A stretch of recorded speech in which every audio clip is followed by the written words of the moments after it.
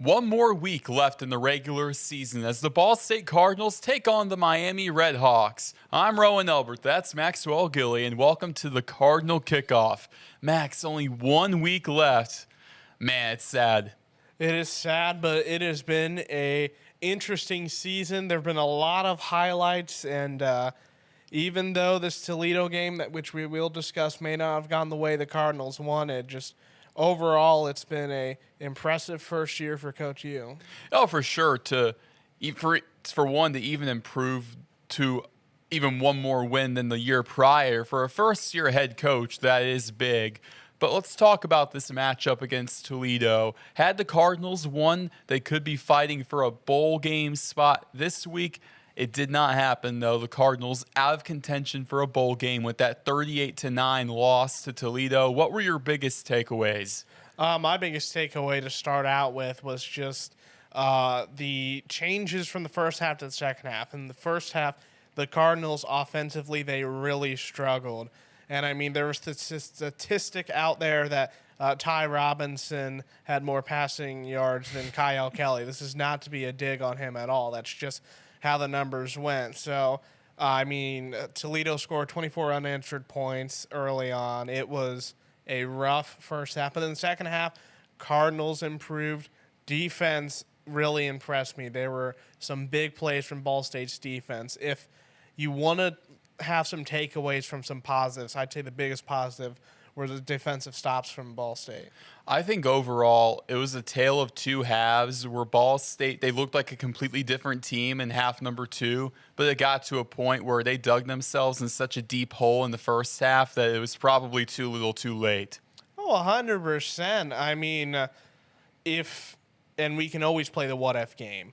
That's the joys of, I guess, doing the podcast. Is You can always be like, what if this happened? But realistically, everything that probably could have gone wrong in the first half did go wrong, and if they would have played the way they did in the second half, I still think Toledo would have won, because Toledo, we've seen that they are a really good team. They are a contender for sure in the MAC this year, but I don't think it would have been maybe as big a deficit if Ball State had played two complete halves.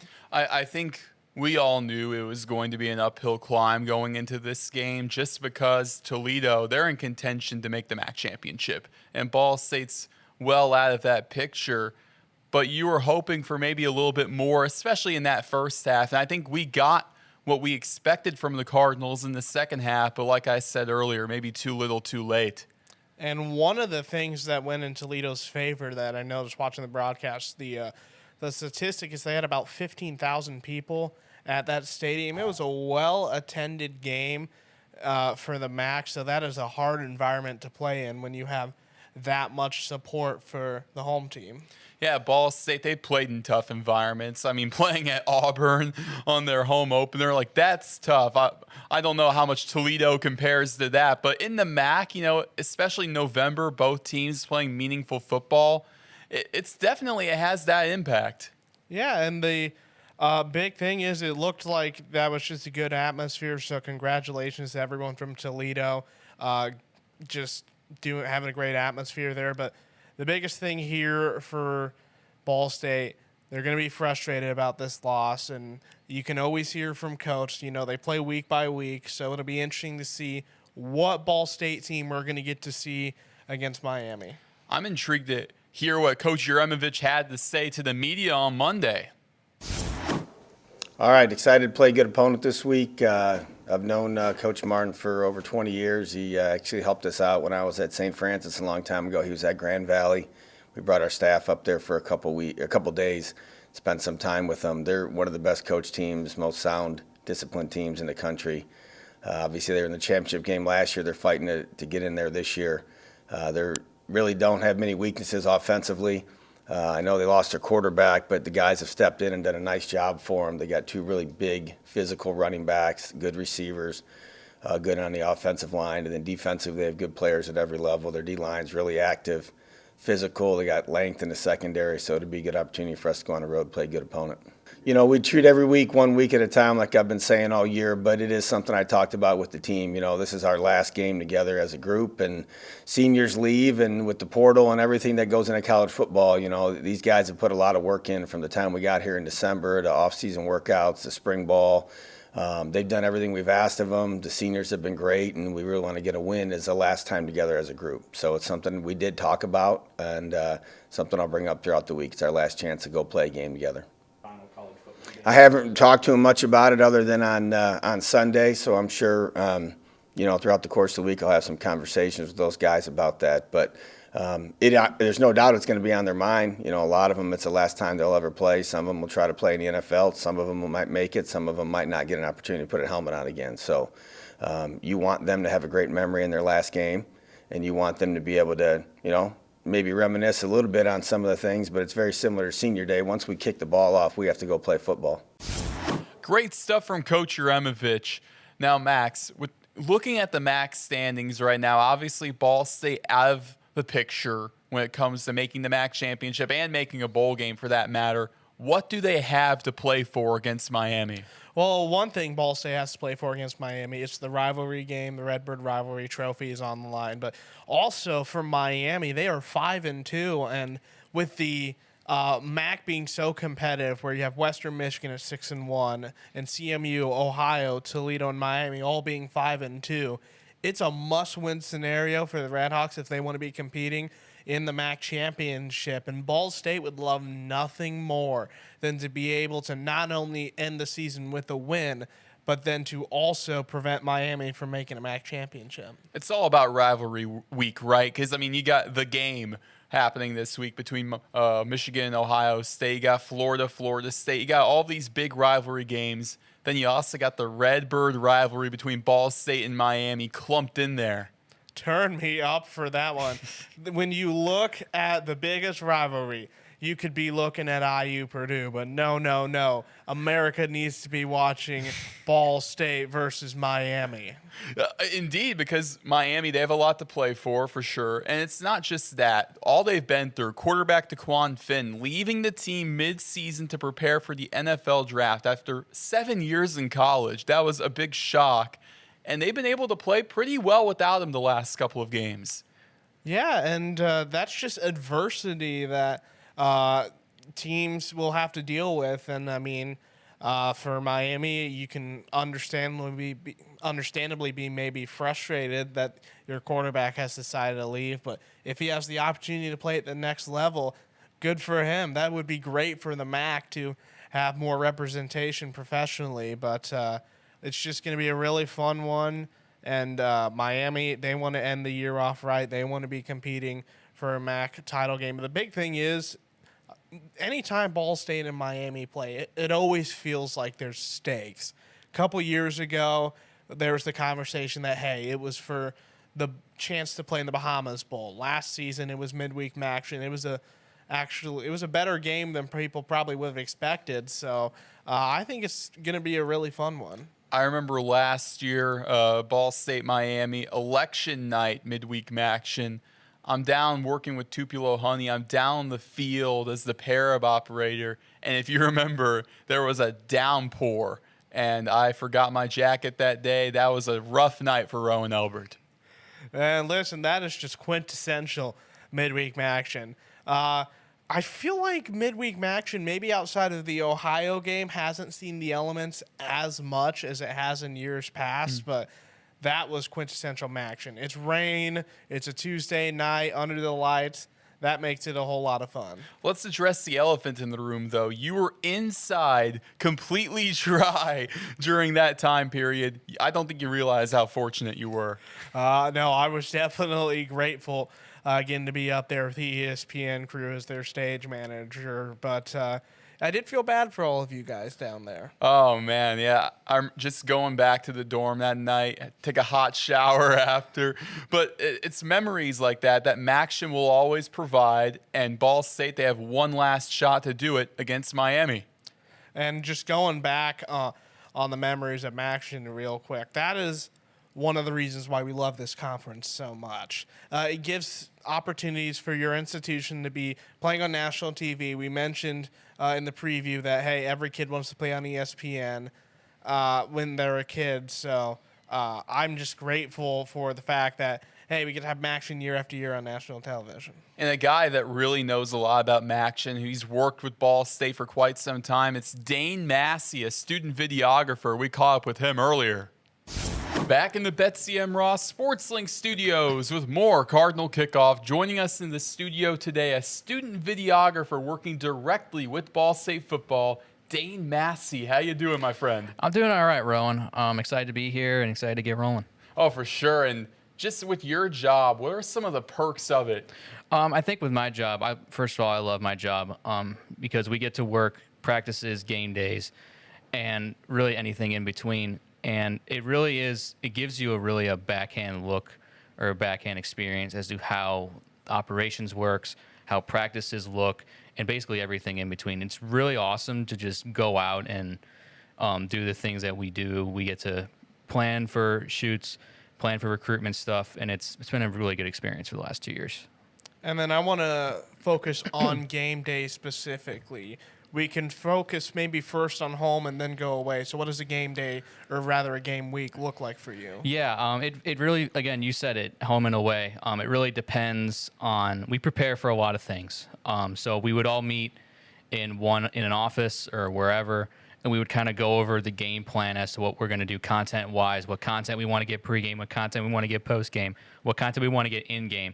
And everything has its limits and its quirks, and we all are assigned different assignments. So, for example, like I would be assigned a specific role to ball track, which means that I would be following the action nonstop all the time. Don't worry about ISOs. Don't worry about getting like individual shots. Just stay on where the action is. And then we have ISO shooters, which are basically if you want to get a shot of Kyle Kelly throwing up his hands as he scores as he throws like a bomb or a touchdown, then we would have someone that gets that shot. We would also have that person would also get sideline reactions.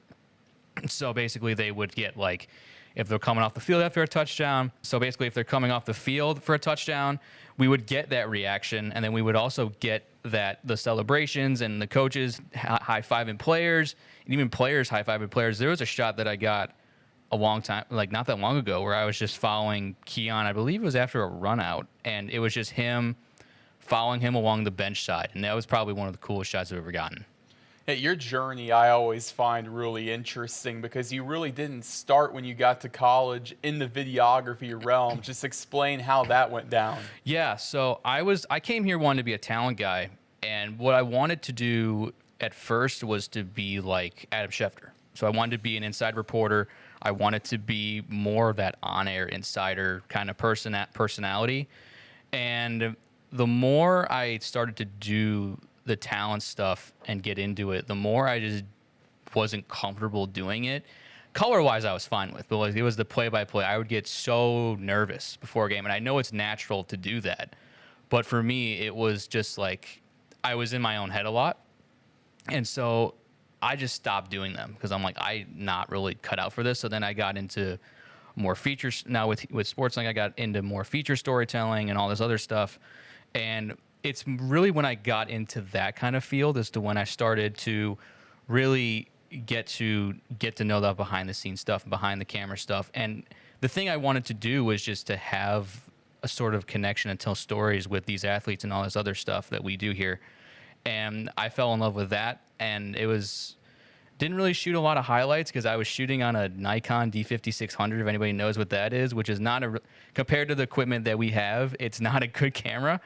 It doesn't do all the fancy stuff. Like when I color correct that, it just doesn't look good. But I really started picking up a camera and started going to events and stuff like that around my junior year, I want to say. I started doing less events. Like I covered, for the Daily News, I covered field hockey and I covered swim and dive.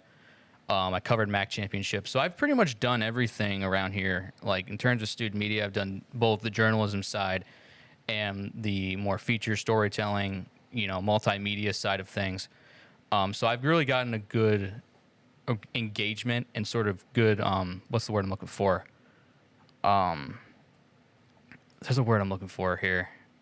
Not really engaged, but a good background of a lot of things in terms of basically what makes a good journalist. Because in terms of storytelling, writing is a good part of it. Writing is a great part of telling stories, and it helps you also build a vocabulary in terms of how you want to tell a story, how you want to build a story, and stuff like that. But so I did that, and I started getting into more. And then I said, after going into my junior year, I said, let's do something a little bit out of the ordinary. Because I knew that a lot of people in this program worked for football. I knew Peyton Monell, shout out to him. He worked for football, and Camp Cliff worked for football. And I knew all these people that work for football. I'm like, how are they getting these jobs? And then I randomly saw an application for it as I was looking for jobs. So I applied for it. I had a great conversation with Nick, who's my boss, and I didn't really know what it was going to be. I thought it was going to be what I thought it was. It was not what I thought it was originally, because I didn't know all this practice stuff was going to go into it. I didn't know we had to go film practice footage and game footage, and I didn't know we had to do that. So I went into it with an open mind, said I will do anything that we need to do. And my first travel day was, I believe, Central Michigan last year. And I remember that it was just the coolest experience I've ever had, because after that I went to James Madison, and that was even cool. And I think James Madison was my first travel day, because I think, was James Madison before Central Michigan last year? Was that like last year? I think, no, CMU was before JMU last year. Yeah, so Central Michigan was my first one. And I love Central Michigan. I loved everything about the experience. I remember us lifting the camera that we had in a case. How it worked was they had a crane that they hooked up the camera to, and they basically took it up to the top of the scoreboard by a crane. But just the climb from where I was compared to where I am now has been just sensational. Everything has kind of clicked into place in terms of what happened, and everything has kind of clicked together in terms of how I've built my journey so far. But coming into this year, I had the privilege to be more involved in a creative role, and sort of took the job that a good friend of mine, John Clearmeyer, had with the team last year, which was I want to say the head of creative video, I want to say. But he was their main videographer, essentially. So I took his job essentially this year, and it's pretty much opened the door for plenty of opportunities for me. I've gotten to work with the athletic department, producing more stuff for them, and it's really been, everything has clicked together to this moment, to where I am now, where I'm going into my final game with Miami, and it's really gonna be sad. That's gonna be a really sad day to leave this team, because I love everybody I work with so much. So if anyone's watching and maybe they want to get involved in videography with football, what advice, I guess, would you have for them? I would say just do it, because I didn't know what I was going to expect going into it. I really thought that it was going to be more highlight based. I thought it was going to be more get your foot in the door, cinematic shots. You're going to be involved with recruitment. I kind of knew I was going to be involved with recruitment. It wasn't like that my first year. It was more of take your time, do what you need to do, and you'll earn your stripes. Essentially, you got to earn your stripes. And you don't know unless you don't try, because I did not know what it was going to be like going into this. I thought it was going to be something completely different, and it was a little bit different than what I thought it was going to be, and that's okay. It's just a matter of if you want to take that leap of faith, then you should, because you don't know what you're going to expect. Yeah, and just with the last game coming up for you, the Miami game being the last game of your time here, what are the emotions like going into that? That's a good question. I think it's going to be captivating. I'll kind of put it that way. It's going to be captivating for me, because I put so much work in with this program, with the football team, with everything I've done here. I've done everything I could to put the work in, and it's going to be, especially because the team's not going to a bowl game this year, and I remember all the conversations we had. So it is sad that we're not doing that, but it's going to be a flood of emotions for me, because I don't know I'm just gonna show up, do my job, and we'll see where it goes from there. Now, when the whistle blows at the end of the game, it's gonna hit me like a truck. I mean, because it's gonna be a very emotional time, especially because without this job, like, I don't know where I would be. Like, this football job has really elevated my career in terms of content from as a content creator, and it's going to be I would say thankful for sure. I'm going to be very thankful as well for everything that they've given me and everything I've been able to do for them. But for now, it's just focusing on the game and getting the game action, and we'll see where it goes from there. Yeah, it's going to be a fun one for sure. The season finale at Miami. Thank you so much, Dane, for your time. Appreciate it. Thank you for having me. Yeah, we'll be right back with more Cardinal Kickoff. The Cardinal Kickoff is a Ball State Sports Link production. We return with more Cardinal Kickoff. Now, Max, with such a big game coming up for Miami and Ball State looking to play spoiler, who are some players to watch? Well, specifically for Ball State, obviously you have to pay attention to the quarterback and Kyle Kelly, but I'm really interested to see what Jalen Bonds is going to do. He ended up having 65 rushing yards in the game against Toledo. It really felt like he came out of nowhere. This was only his second game he has played for Ball State. So in what has been an interesting year with some of the roster changes throughout the year, seeing Jalen Bonds kind of come out of nowhere was pretty good. So I expect to see a big game from him.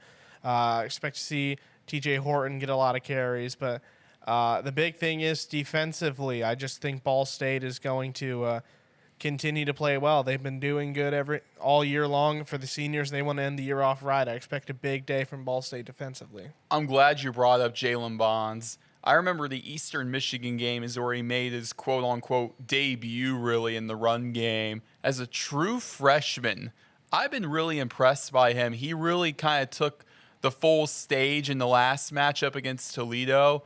Against Eastern, he kind of had a back seat to TJ Horton. He was really more so used as a third down back, that kind of role.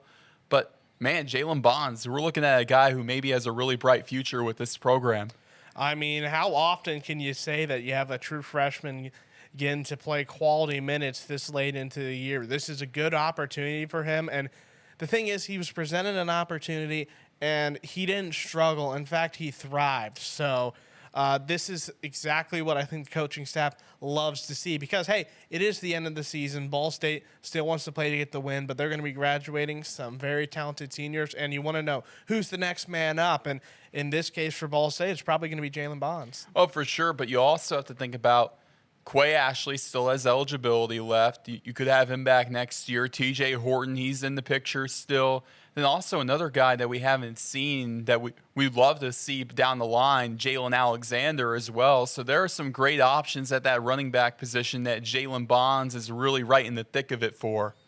And that's just going to be one of the big things to work on the offseason. We expect that there's going to be obviously a quarterback battle, but it's going to be a fun running back battle as well for next year. Oh, yeah. And speaking of quarterback, Kyle Kelly playing his final game as a Ball State Cardinal. A lot of great Cardinals, as well as Nathan Forrest, Joey Stemler, Keon Magwood. The list goes on and on of great players playing their final game with Ball State.